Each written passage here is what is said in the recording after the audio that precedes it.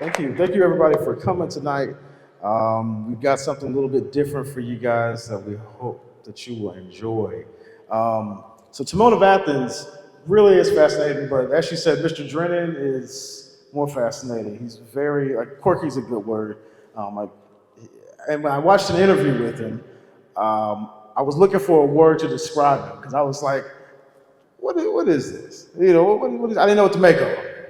And the lady said, he's irreverent. I was like, irreverent that's perfect. That's the perfect word to describe Mr. Drennan. And I thought, well, who are the masters of irreverence but stand-up comedians? Stand-up comedians, that's their whole job. They're professionally irreverent. So tonight, I'm really glad that you guys are here. I'm here with Mr. Hunter Rodgers, Ms. Shellyta Chatman, and Ms. Neke Jama. And they're going to be bringing their artistic vision inspired by Mr. Drennan's artistic vision. And just real quick, I was never really, I did not know how to appreciate visual art, paintings and things like that. I could say, well, that's a pretty picture. But I couldn't say, oh, the intention and the brushstrokes and all that. So when I saw Mr. Drennan's art, I didn't know what to make of it. And I was like, this guy's getting over it. It's one of those things. But what I realized when I saw people ohing and eyeing and saying, oh yeah, this is the artist's soul, it wasn't that they were trying to belong to a club or trying to, like, oh, well, yeah, we all see it. Yeah, right? Wink, wink. It was more, I see this. And when everybody said, oh yeah, now I can see it because you can see it. So we appreciate you guys being here to go on this journey with us and see this art that was inspired by William Shakespeare's art and see these brilliant comedians' art inspired by it. So thank you for joining us, and I'm gonna pass it over to Mr. Hunter Rodgers.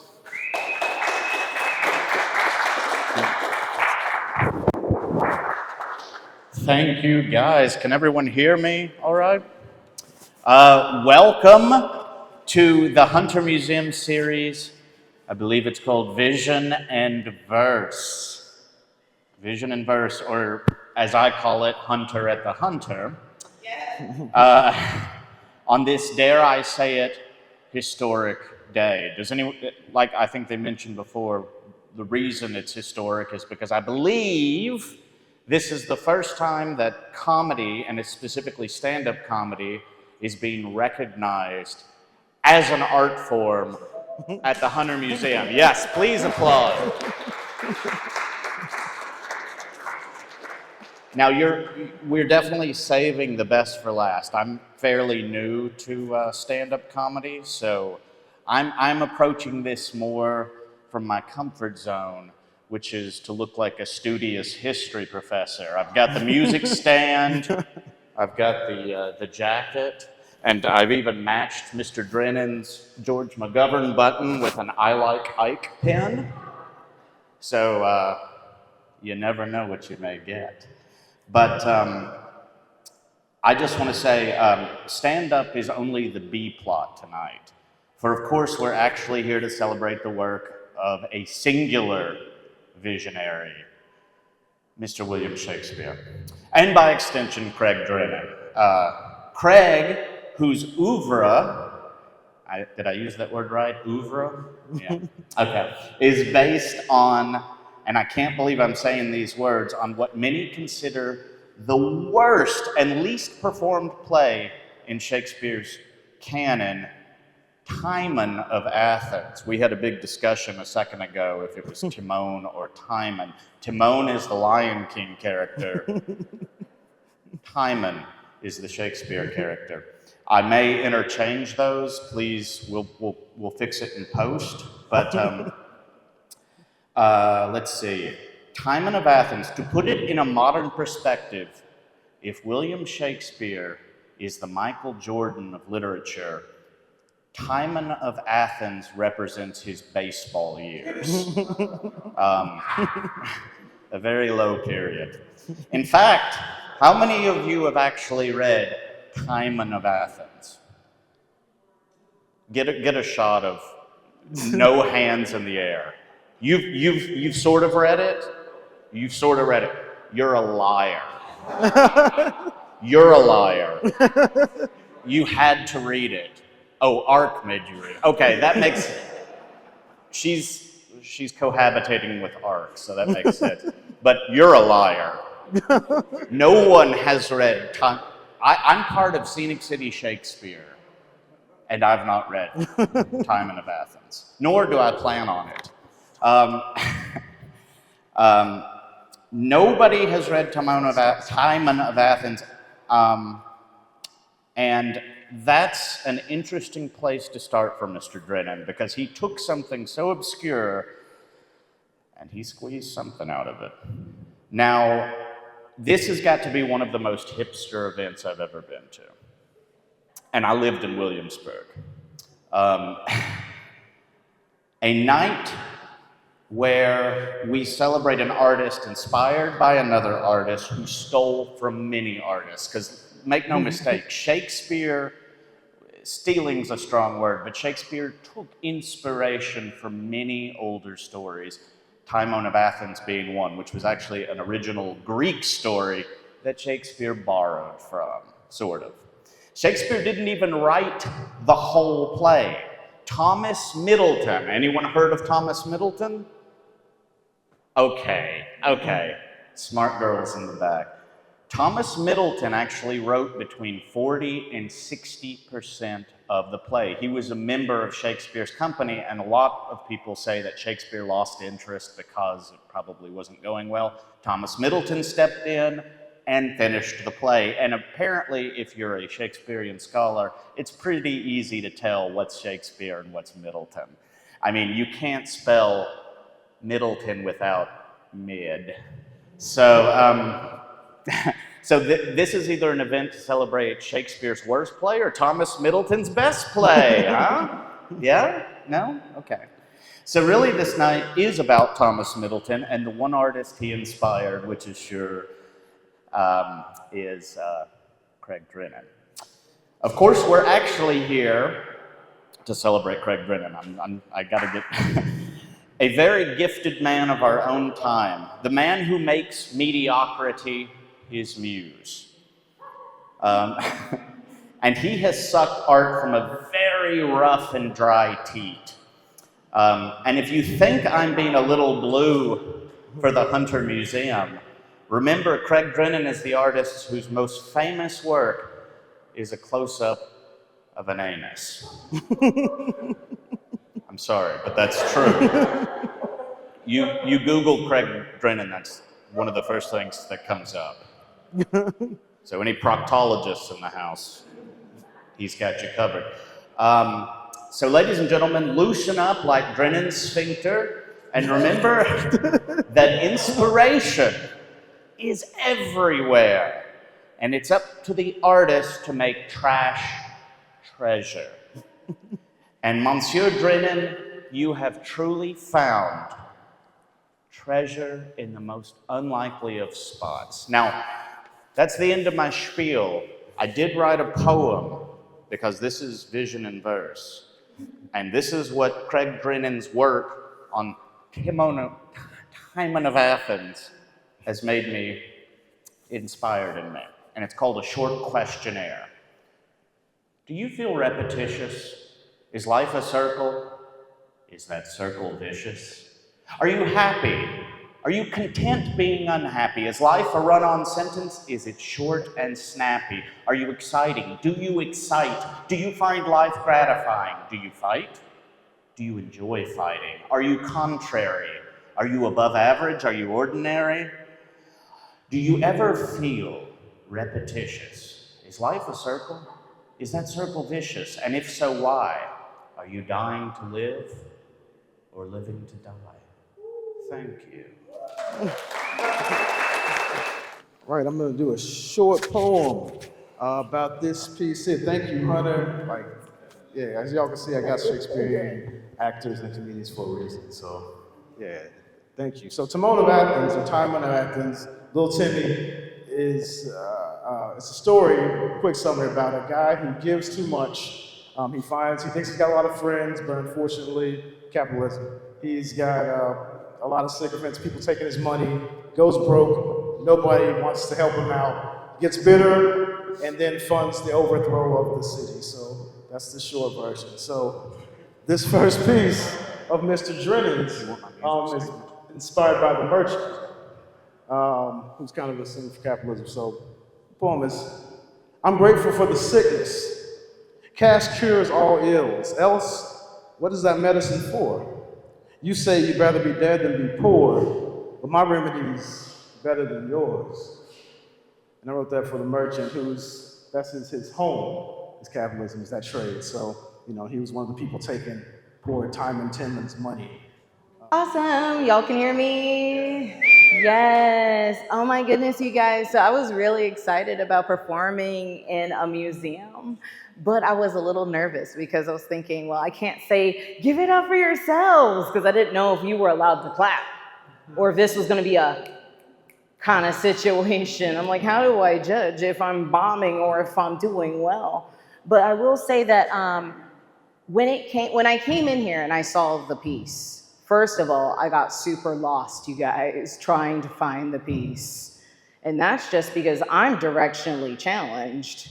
Y'all, my ancestors used to find freedom looking at stars, and I can get lost in one giant room in a museum. But when I saw the teas, I was just like, oh, look at this. And I was probably like, y'all, I had questions. I had all kinds of questions. Because my piece is really about, it's kind of like this whole general area. But then when I read the play, I tried to read the play. But the thing is that I have unmedicated ADHD right now. And so I realized that I apparently had a special set of needs, or I can't read. So I had to find on YouTube a Zoom dramatic presentation by some high school drama kids so that I could get a full grasp on the play. And then that's when the T's made more sense to me, you guys.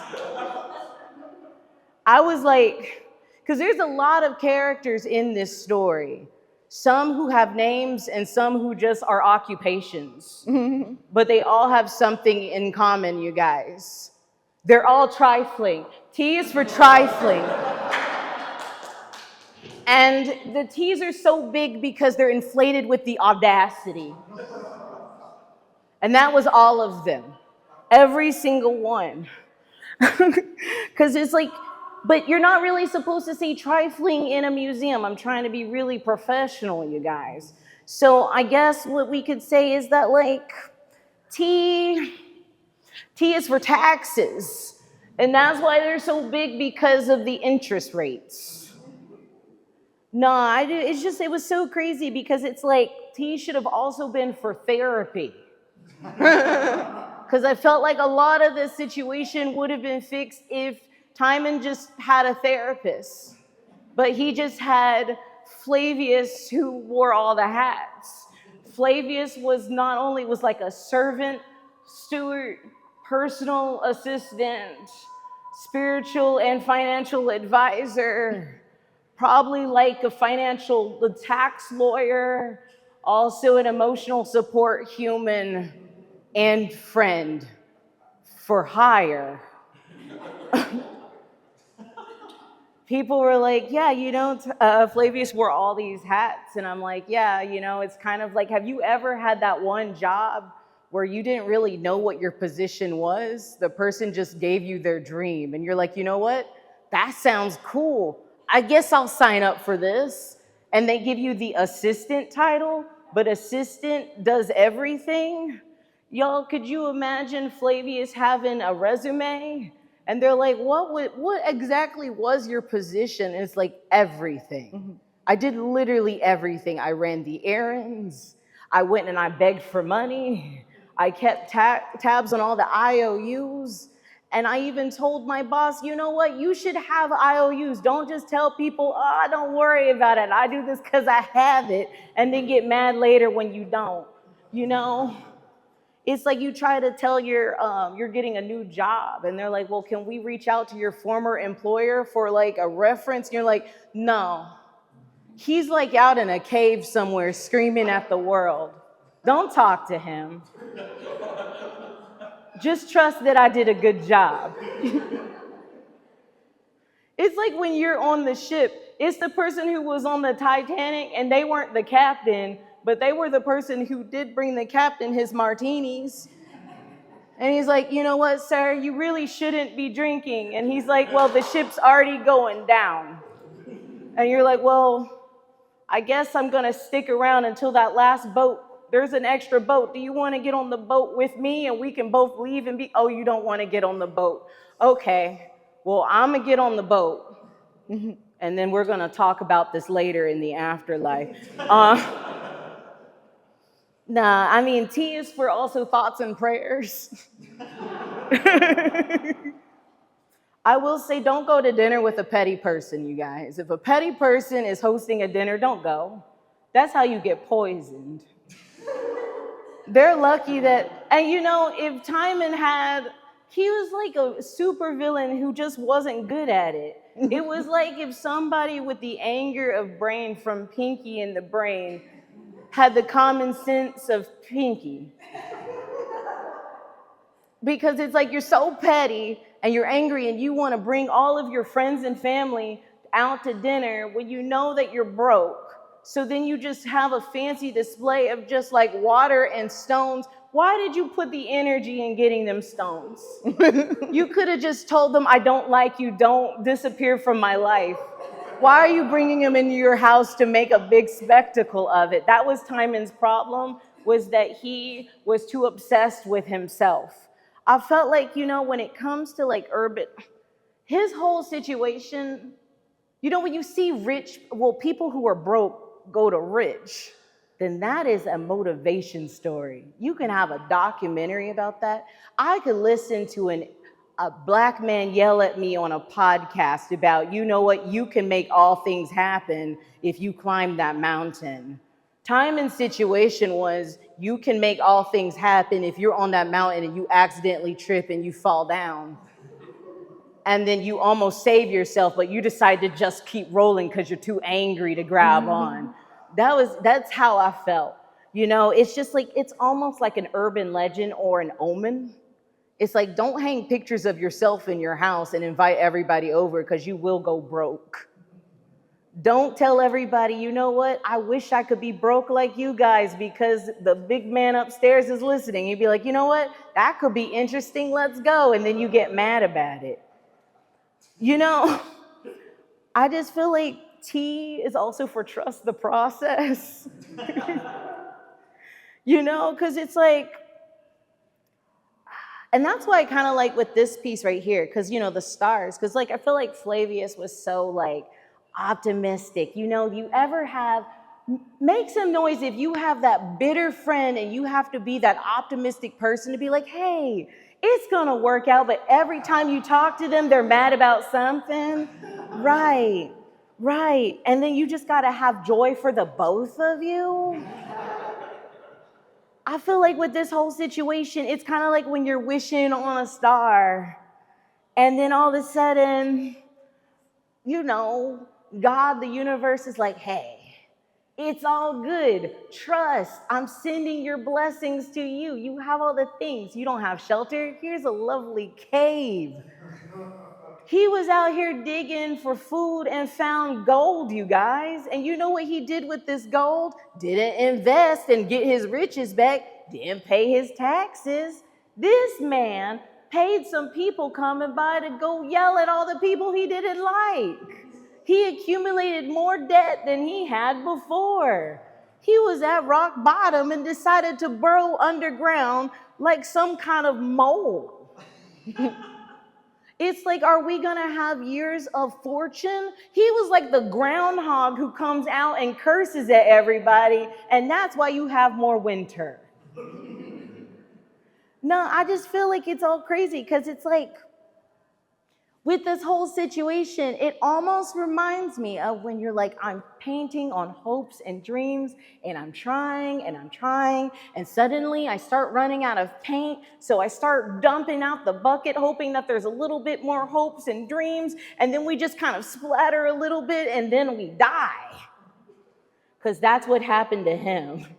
He just died, you guys, off screen, very insignificant. He was a main character who had an insignificant death. Could you imagine that happening to a Disney princess? People would be upset, but I'll leave y'all with this. As him being a main character, I could only imagine Flavius having that situation where it's like, man, I'm gonna be haunted by Timon.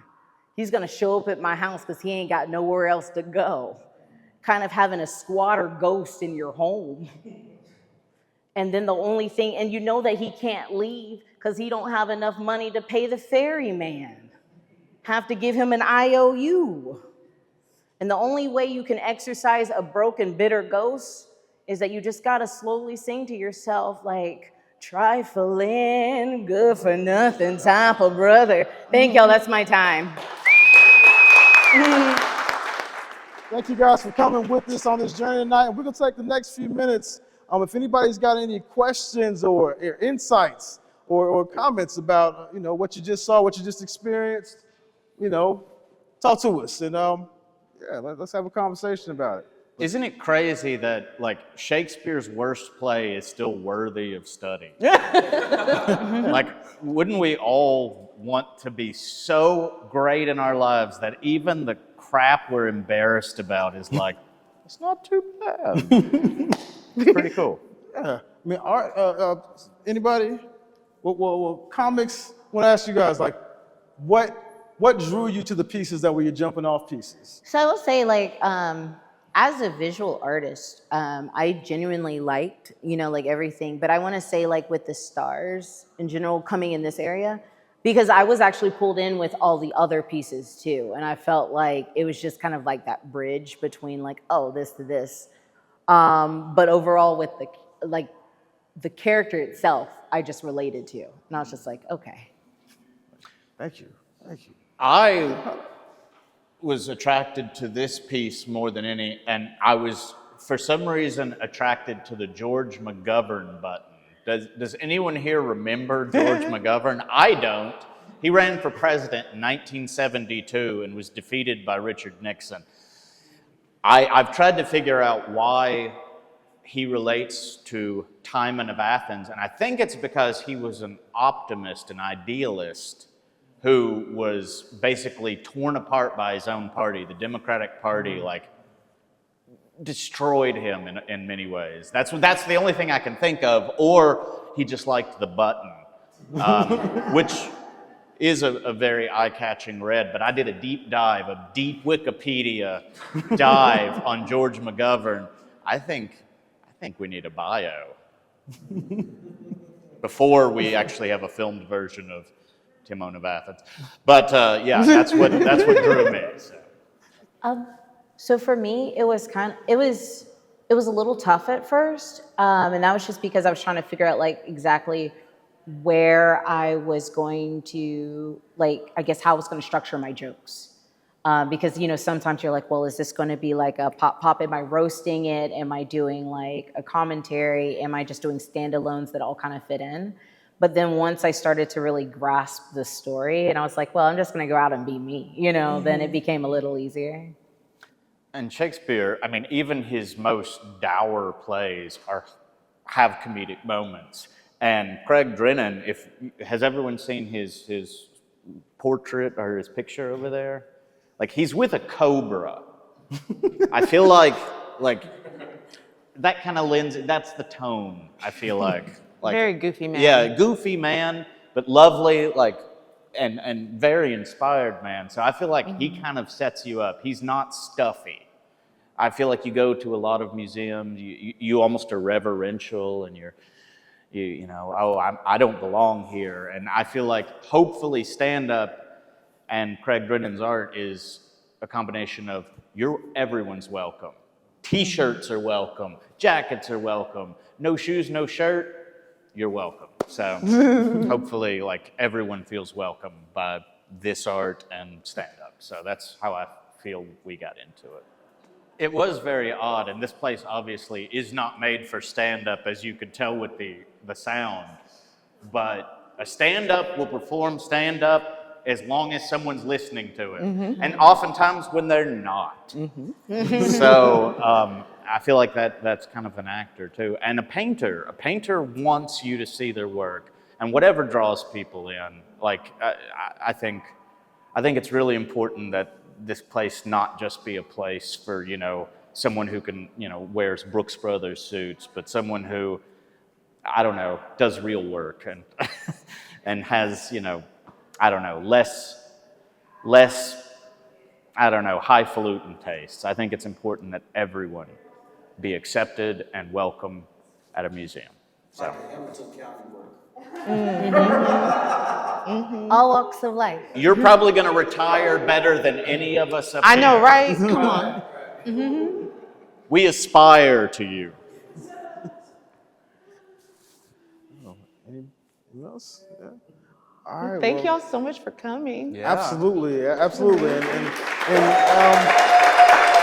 please, if you get a chance to figure out the references that we're all making, when you get a chance, Google Craig Drennen and his piece "Mistresses." Don't Google it at work, but Google it at home, and have somebody you trust ready to delete your search history. But yeah, but thank you all for being here and sharing this ride with us.